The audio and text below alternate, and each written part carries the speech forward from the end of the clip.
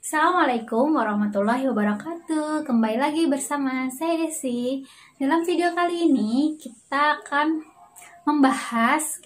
share bagaimana cara menolak laki-laki yang minta ta'aruf ataupun ingin menikahi kita.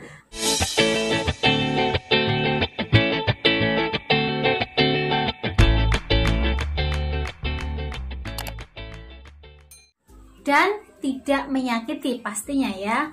Mungkin laki-laki itu tidak cocok atau perempuan juga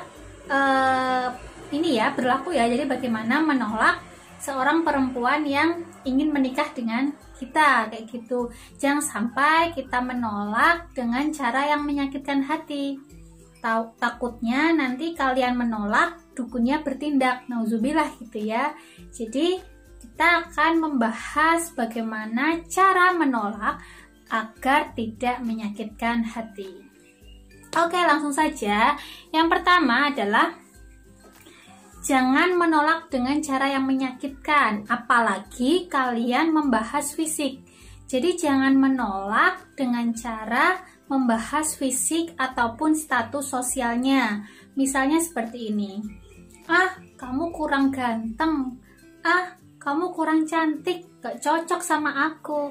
Nanti kalau kita bersatu kayak pangeran dan pembantu. Atau kalau nanti kita bersatu kayak ratu dan pembantu, gimana dong? Atau misalnya status sosialnya tidak sama. Misalnya kamu kan orang miskin, aku orang kaya. Kamu kan orang gak punya, aku orang yang punya.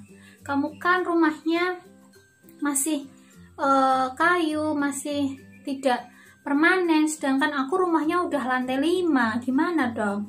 Jangan sampai menolak karena alasan fisik atau status sosialnya. Jadi agar tidak. Yang kedua, hindari kalimat atau penolakan yang sifatnya menggantung. Istilahnya stop PHP. Maksudnya gimana? Jadi jangan sampai kita mem-PHP orang. Misalnya nih, ada seorang akhwat yang mau menolak ikhwan karena akhwatnya masih kuliah. Kemudian si akhwat bilang, aku nggak tahu kedepannya kita seperti apa hubungannya, sedangkan aku masih pengen kuliah. Mungkin nanti setelah aku kuliah aku akan menikah. Cuma itu saja. Otomatis ikhwan bingung, ini menggantungkan hubungan. Dia jawab iya juga enggak, menjawab menolak juga enggak. Dia harus menunggu atau bagaimana? Nah, ini menggantungkan ikhwan. Jangan sampai nanti ikhwannya salah persepsi. Dikirain jawaban akhwat tadi adalah menyuruhnya menunggu. Padahal akhwatnya tidak bermaksud demikian. Nah, nanti kalau misalnya salah persepsi, ditakutkan akhwatnya menikah dengan orang lain, kemudian ikhwannya tahu, nah serasa di PHP, disakitin. Gitu ya. Yang kedua, jangan menggunakan kalimat penolakan secara menggantung, hindari PHP. Nah, yang ketiga adalah jangan menyebarkan penolakan. Jangan menyebarkan suatu penolakan. Misalnya nih, tahu nggak? Aku tuh kemarin habis menolak si X loh. Nah, dengan percaya diri, dengan bangganya, dia menyebarkan kisah penolakannya kepada orang lain. Karena apa? Ya, karena dia merasa bangga bisa menolak si X tadi. Padahal nanti kalau si X mendengar, dia akan sakit hati, dia akan merasa malu karena sudah di-share ke orang lain tentang niat baiknya untuk melamar orang kayak gitu. Jadi jangan sampai kalau misalnya emang kita menolak orang, itu jangan kita sharekan ke orang lain. Nah, takutnya nanti orang yang kita tolak itu kemudian tahu dan dia merasa minder untuk melamar orang yang sudah tahu tersebut kayak gitu. Itu yang nomor 3 ya. Yang keempat adalah jangan bangga jika kalian melakukan penolakan terhadap seseorang. Maksudnya gimana? Tahu nggak sih, aku itu habis menolak si X, si Y, si Z loh. Banyak banget loh yang mau sama aku, tapi aku tolak. Nah, jangan sampai seperti itu ya. Jadi jangan bangga karena kalian telah menolak. Kita tidak tahu masa depan seperti apa. Emang kita tahu habis menolak banyak orang tadi, kemudian jodoh yang kita harapkan ataupun laki-laki ataupun perempuan yang benar-benar sesuai dengan kriteria kita akan cepat mendatangi kita. Kita tidak akan tahu kayak gitu, karena masa depan hanyalah Allah yang tahu. Maka jangan sombong jika sudah menolak banyak orang. Justru harus introspeksi, kenapa sih kok yang datang itu selalu orang-orang yang tidak diinginkan, maksudnya kriterianya tidak sesuai dengan keinginan sehingga aku harus menolaknya gitu. Jadi jangan sombong.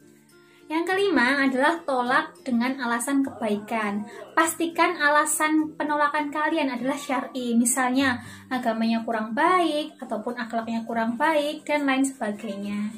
Ini berkorelasi dengan nomor 1 tadi ya, jangan menolak dengan alasan fisik ataupun status sosial. Tapi kalau agama ataupun akhlaknya kurang baik, kalian berhak menolaknya ya dengan kata-kata yang sopan juga pastinya. Misalnya aku ingin memperbaiki diri, aku belum baik buat kamu, buat antum, jadi antum ataupun kamu bisa mencari yang lain yang lebih baik kayak gitu. Padahal kita nggak serak karena agama ataupun akhlaknya dia kurang.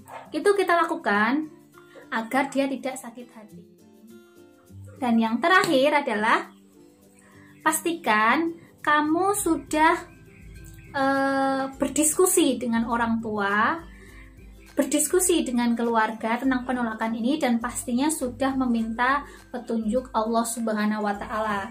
Jadi kamu minta istikharah, terus minta petunjuk apa yang kamu lakukan ini adalah sesuatu yang betul. Kamu menolak seseorang adalah sesuatu langkah yang benar. Dan keluarga memang juga sudah menolak, jadi kamu tidak akan menyesal untuk menolak seseorang. Jadi harus dikomunikasikan, jangan sampai mungkin kriteria keluarga sudah memenuhi sedangkan kriteria kita belum memenuhi. Siapa tahu bisa dikomunikasikan, maka harus berdiskusi. Perbanyak istikharah, perbanyak mendekatkan diri dengan yang punya jodoh. Nah, begitu ya 6 tips yang mungkin bisa teman-teman lakukan untuk menolak seseorang yang mungkin memang kita tidak cocok dengannya, dengan cara yang otomatis tidak menyakitkan hati. Oke, sekian video kali ini. Jangan lupa like, komen, dan share ke teman-teman kalian. Semoga menjadi amal jariahnya. Kurang lebihnya mohon maaf. Sekian, assalamualaikum warahmatullahi wabarakatuh.